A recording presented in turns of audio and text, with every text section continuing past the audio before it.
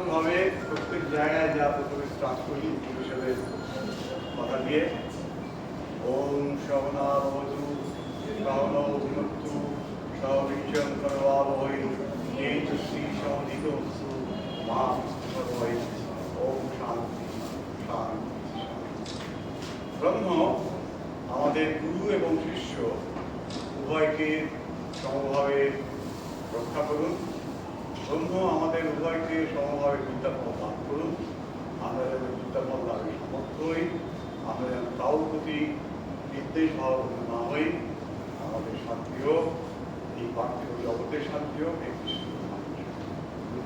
বলে আজকের এই শুভ সন্ধ্যায় ফটোগ্রাফিক দমদমের অ্যালুমিনি অ্যাসোসিয়েশনের দ্বিতীয় আলোকচিত্র প্রদর্শনীর উদ্বোধনী অনুষ্ঠানে আমি আমাদের মাননীয় আজকের প্রধান অতিথি চন্দন সেন মহাশয়কে, যিনি একজন বিশিষ্ট নাগরিক শুনেছেন, আমার ফ্রেন্ড ফিলোসফার অ্যান্ড গাইড এবং PhD president doctor Abhaynath Ganguly, সামনে উপস্থিত যারা আছেন সকলকে আমার আন্তরিক প্রীতি, শুভেচ্ছা, ভালোবাসা, শ্রদ্ধা এবং প্রণাম জানাই। আমি এখানে কি বলবো জানি না, আজকে কি বলা উচিত জানি না, তবে আমি এই অনুষ্ঠানে উপস্থিত থাকতে পেরে এবং আমাকে আমন্ত্রণ জানানোর জন্য আমি অত্যন্ত আনন্দিত এবং গর্বিত। কেন? তার কারণ হচ্ছে কি, আজকের যে প্রদর্শনী, সেই প্রদর্শনীর 68টা ছবির মধ্যে আমি বাদে আজ যাদের ছবি আছে তার সকলেই, অর্থাৎ বাকি 67 জনই আমার ছাত্রছাত্রী। এরকম একটা গর্বের বিষয় আমি এক জায়গায় দেখতে পাচ্ছি, এর থেকে ভালো কিছু হতে পারে। সেজন্য আমি যারা অর্গানাইজার তাদেরকে সাধুবাদ জানাই, আমাকে আমন্ত্রণ করার জন্য তাদের কাছে। এখন দু চারটে কথা না বললে নয়, তবে আমি খুব বেশি বলবো না, অলরেডি ডাক্তার রমণী বলছেন এবং তারপর চন্দন সেন বলবেন।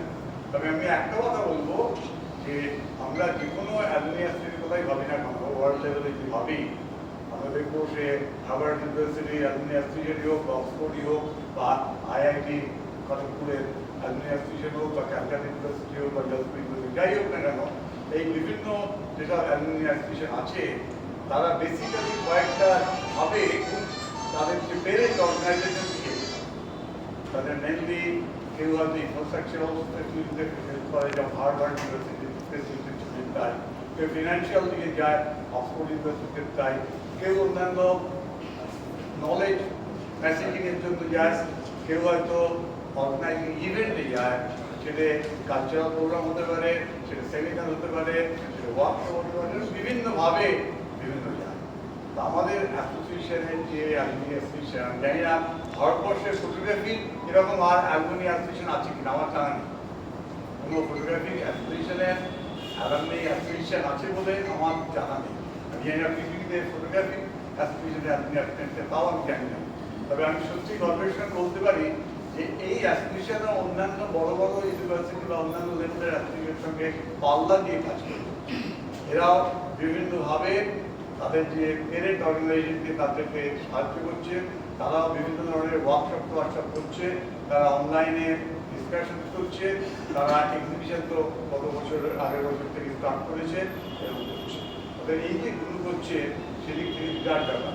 পার্টিকুলারলি এই বলবো তারা যে ফিনান্সিয়াল সাপোর্ট, তাদের নিজেদের ফিনান্সিয়াল সাপোর্ট কি আছে আমি জানি না, তবে আমাদের পেরেন্ট অর্গানাইজেশনের লাস্ট দুবার আমাদের ইন্টারন্যাশনাল কনফারেন্সে, 12th ইন্টারন্যাশনাল কনফারেন্সে প্রচুর টাকা দিয়েছে এবং এবারে যে 13th ইন্টারন্যাশনাল প্রতিনিধি কনফারেন্স হলো তাতে তারা 1,81,000 টাকা আমাদেরকে দান করেছে।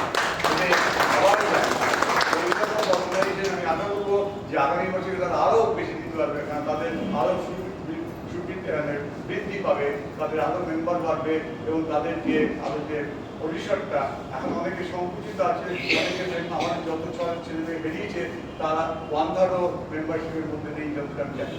যাই হোক, তারা আরও সচেষ্ট হবে, তারা আরও মেম্বারশিপ বাড়াবে, তাহলে এগুলোকে আরও। যাই হোক, এখন এই প্রদর্শনী ফটোগ্রাফি বলতে আমি তো ফটোগ্রাফিতে এখানে যারা আছে তারা সবাই আমার কাছে 1 বছর কিংবা 3 বছর কিংবা 4 বছর পড়েছে।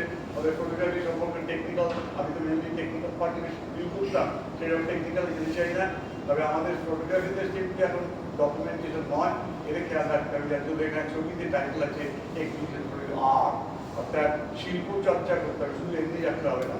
আমরা যা দেখছি সেইগুলোকে আমাদের মনে মাত্র দিয়ে, আমাদের নিজের নান্দনিকতা দিয়ে, আমাদের অ্যাস্থেটিক ভিজুয়ালাইজেশন দিয়ে নতুন করে সাধারণ জিনিসকে অসাধারণ করে তোলার চেষ্টা করতে হবে। সেইটা এখানে আছে এবং এখানে এই ছবি বিশেষত ডক্টর কাবি বলেছেন, এবারে এখানে সবগুলো হচ্ছে কালো সাদা ছবি, এখানে কোনো রঙিন ছবি নেই। কালো সাদা ছবিতে সেই ভাবগুলো ফুটিয়ে তোলা খুবই কঠিন ব্যাপার, সেই কঠিন কাজগুলো তারা কাজ করছে, এই ক্ষেত্রে আমি খুব আনন্দ হচ্ছি। যাই হোক, আমি খুব বেশি আর সময় দেবো না। আমরা শিল্প সম্পর্কে বা অন্যান্য আর্ট সম্পর্কে আমরা আজকে আমাদের প্রধান অতিথিদের শুনবো। যাই হোক, আপনারা আমার দাঁড়িয়ে দাঁড়িয়ে কষ্ট করে শুনলেন, এর জন্য